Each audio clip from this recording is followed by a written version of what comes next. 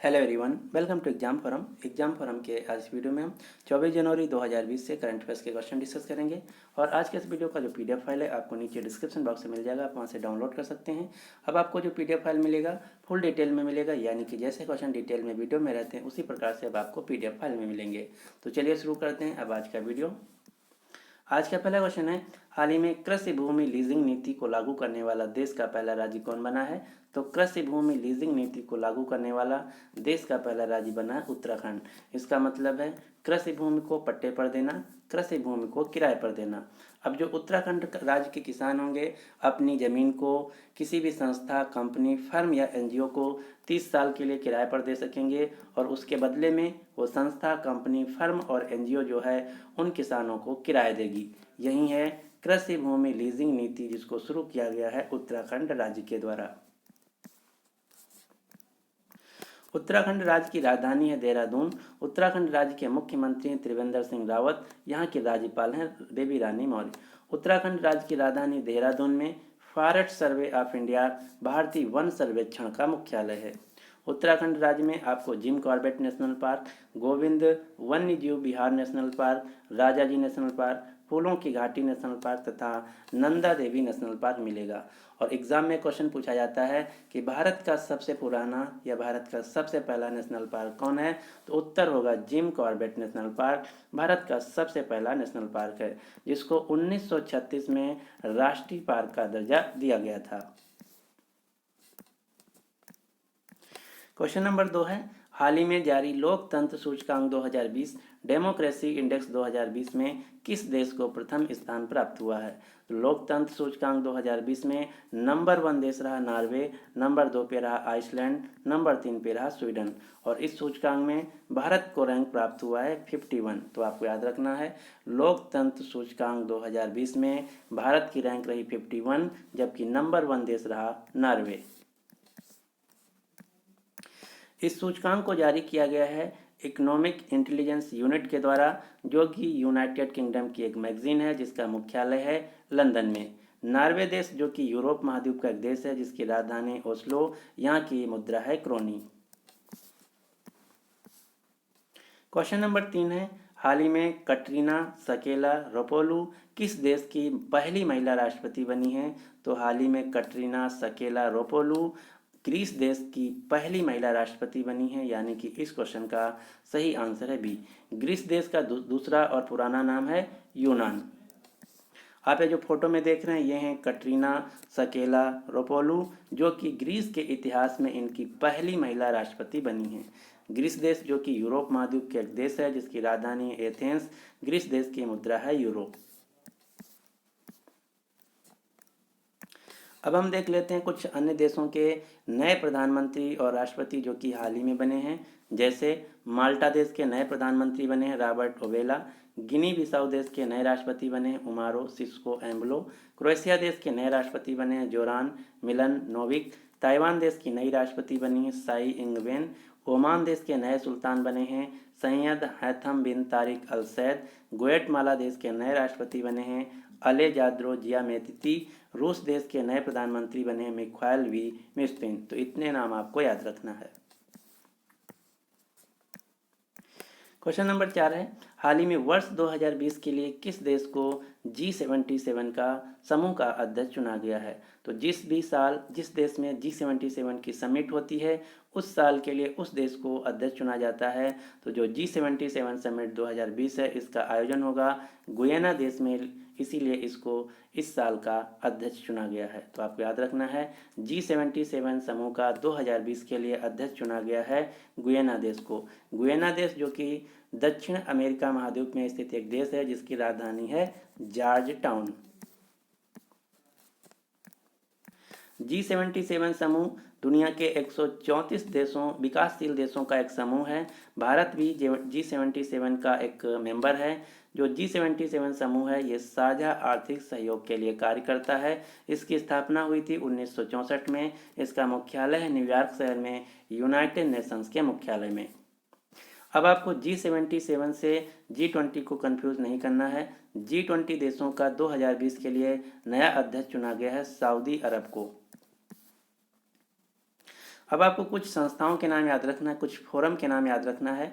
यहाँ से क्वेश्चन पूछा जाता है कि दिए हुए फोरम का, दिए हुए ग्रुप का भारत मेंबर है या नहीं। तो ये हैं कुछ इंटरनेशनल फोरम जिनके नाम आपको याद रखना है। एससीओ देशों का भारत मेंबर है, ब्रिक्स देशों का भारत मेंबर है, G20 देशों का भारत मेंबर है, G77 देशों का भारत मेंबर है, FATF का भारत मेंबर है, WTO का भारत मेंबर है। लेकिन G7 देशों का भारत मेंबर नहीं है, आसियान देशों का भारत मेंबर नहीं है।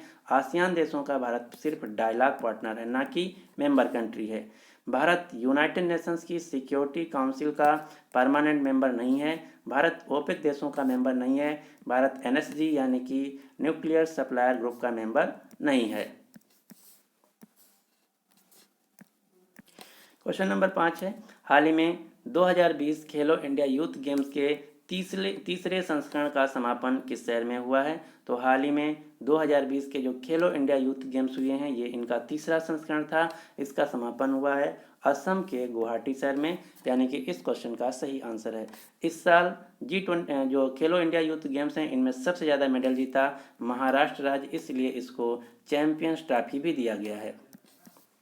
इस साल नंबर 1 पे रहा राज्य महाराष्ट्र 256 मेडल के साथ। दूसरे नंबर पे रहा 200 मेडल के साथ हरियाणा। तीसरे नंबर पे रहा 122 मेडल के साथ दिल्ली। तो रैंकिंग भी आपको याद रखना है।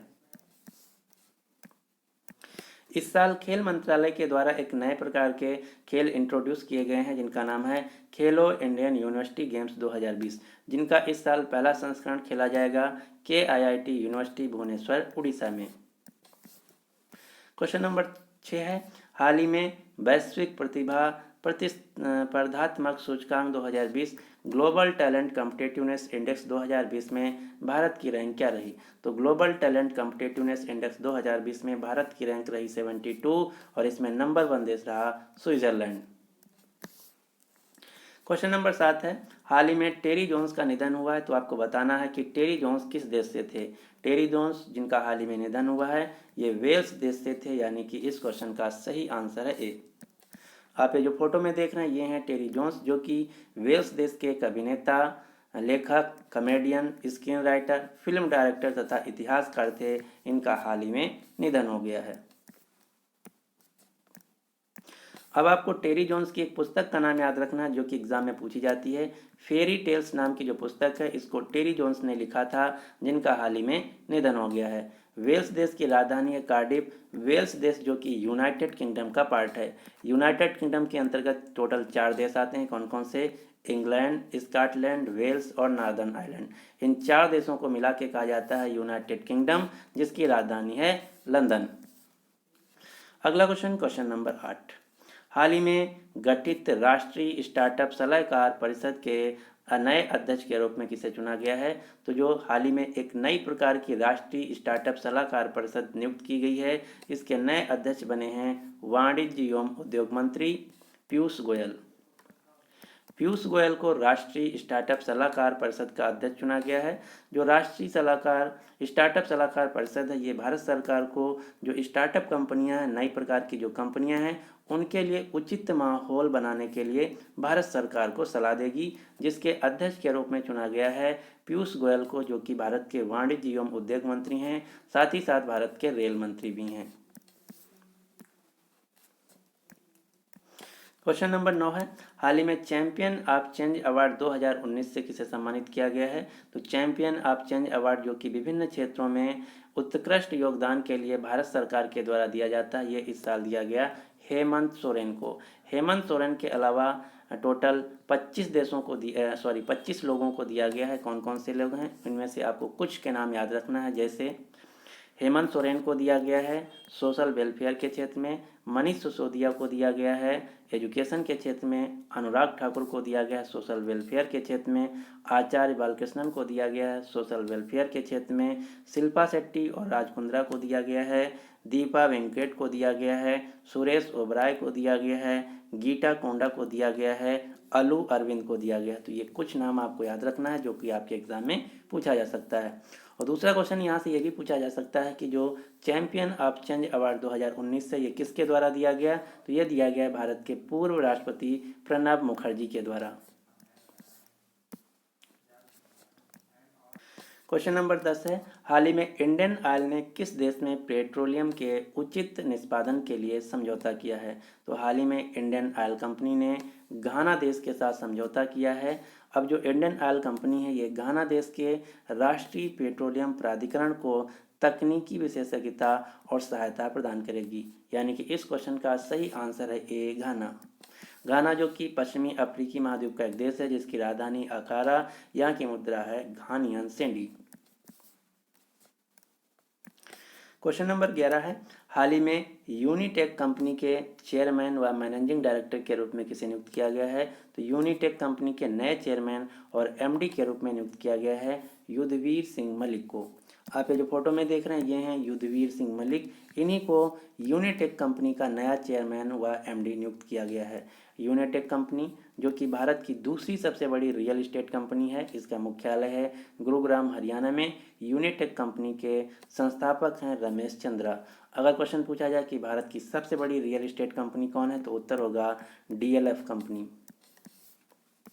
क्वेश्चन नंबर 12 है, हाल ही में मुख्यमंत्री पर्यटन संवर्धन योजना किस राज्य के द्वारा शुरू किया गया है? तो हाल ही में मुख्यमंत्री पर्यटन संवर्धन योजना शुरू की गई है उत्तर प्रदेश सरकार के द्वारा पर्यटन के क्षेत्र में बढ़ावा देने के लिए। इसके अलावा हाल ही में उत्तर प्रदेश सरकार के द्वारा किसानों के लिए मुख्यमंत्री कृषक दुर्घटना कल्याण योजना शुरू की गई है। उत्तर प्रदेश राज्य भारत का सबसे बड़ा राज्य है जनसंख्या के हिसाब से। उत्तर प्रदेश के मुख्यमंत्री हैं योगी आदित्यनाथ, यहाँ की राज्यपाल हैं आनंदीबेन पटेल। उत्तर प्रदेश की राजधानी है लखनऊ। लखनऊ शहर जो कि गोमती नदी के किनारे स्थित है। लखनऊ से लोकसभा सांसद हैं राजनाथ सिंह।